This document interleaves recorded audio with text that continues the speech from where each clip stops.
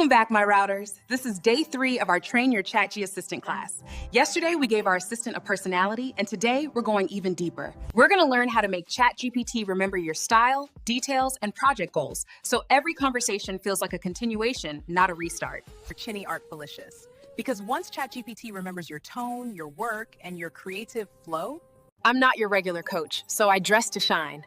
I teach with class, clarity, and creativity, because that's what consistency really looks like. So today, we'll set up long-term memory, the part that helps your assistant remember your brand, your habits, and your goals. By the end, if you are good and you're back on your heel, you'll never have to repeat yourself again. Now, let's dive in. Hi, today is creating long-time memory. How to make ChatGPT to remember you, to know who you are. If you look at my screen, you will see how can I help Chinny Artfilicious, how I made it to remember me. It's very, very easy. Go here. Then click on it. Go to personalization.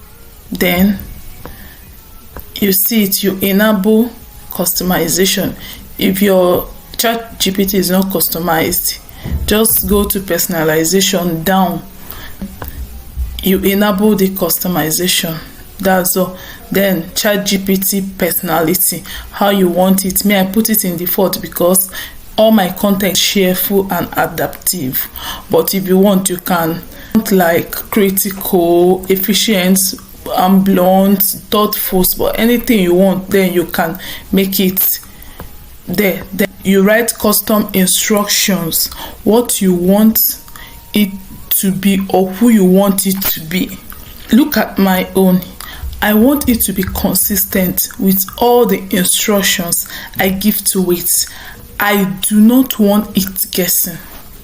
This is how you can personalize your ChatGPT, or rather customize it. This is how to keep ChatGPT to have long memory.